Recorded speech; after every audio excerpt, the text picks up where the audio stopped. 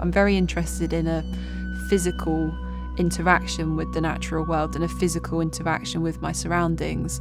So there's a lot of handling of objects and handling of props. It's got this sense of like an experiment, like even I don't know what's going to happen in the work as well.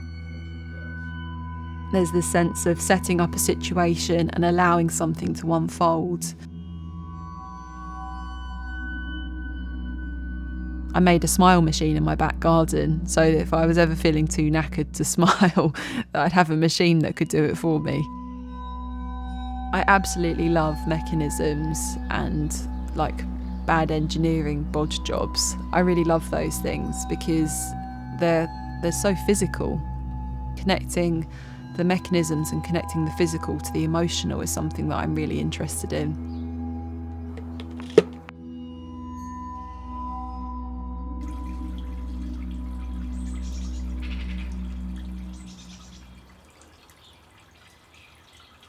At the moment, I'm living in my great aunt Jessie's house. I also use it as a studio.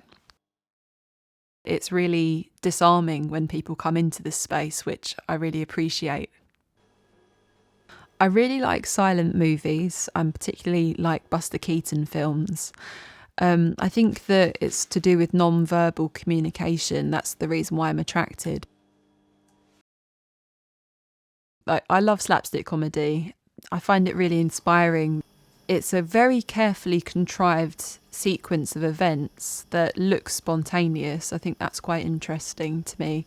But mainly it's about having a physical interaction with the natural world and performing with my body.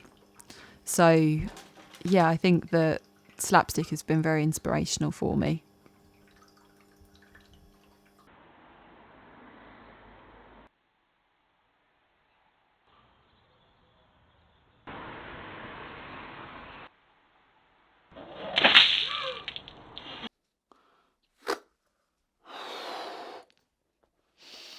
I think that my studio, if we think of a studio as being about a place where we make work as artists, then it happens in part at home in this house, but also out in the landscape. And I started imagining that the landscape was my studio as well, mainly because I couldn't afford an actual studio.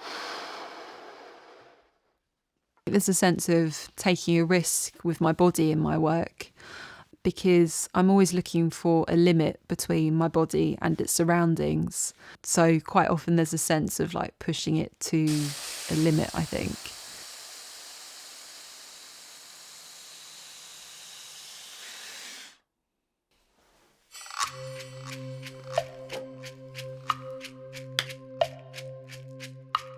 I contrive scenarios where I interact with natural rhythms, and that often involves a lot of experimentation back at home with objects that I either find in local fancy dress shops or I find around the house. But they're cheap objects, cheap, easy to get hold of objects most of the time. And there's a huge amount of experimentation and figuring out arrangements of those objects and interactions with my body that happens at home. My favourite places to work are places where there are no people and there's no CCTV. So I've thought before that it's a little bit like it's the same sort of criteria as if I was a criminal.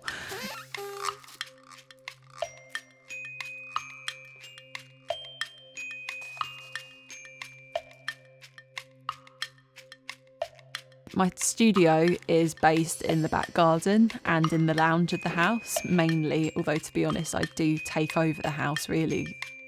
I'm not very good at having a life-work separation, so I kind of live on top of my work a lot of the time. And even when I've had formal studio spaces, I still find that I bring work home with me anyway. So it's kind of perfect for the sort of work I'm interested in making. The relationship that I'm looking for between my body and the natural world is one which is not based on dominating the landscape, controlling the landscape, anything heroic. I think that coming from a feminist perspective for me means thinking about critically examining heroic narratives and finding a relationship with the natural world which is more based on something equivocal, and that my body would be porous and that I would be fallible as a figure rather than, always emerging as sort of triumphant.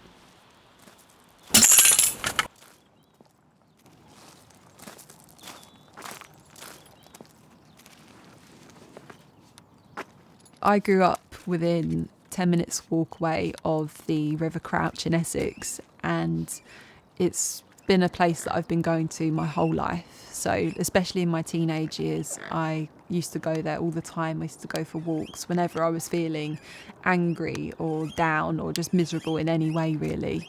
So it's just a place that's really special to me, and I know it very, very intimately. I've been making an ongoing series of videos where I go out into the landscape, often with props and costumes and, random household objects, and I interact with the natural elements that I find out there on my walks. So it could be natural rhythms, it could be tides, for example, animals, or interesting bits of architecture that I come across on my walks. I like playing with water in my work because it has this kind of magical effect where you leave feeling a lot lighter, and I felt like if I could just build a practice where I get to go outside and I get to interact with the natural elements, then that would be a really nice practice to have. But also with water, there's a sense of you can create quite dramatic effects. You can create a sense of a huge splash, for example, but no one actually gets hurt. But there's a sense of violence, perhaps, that you'd associate with slapstick.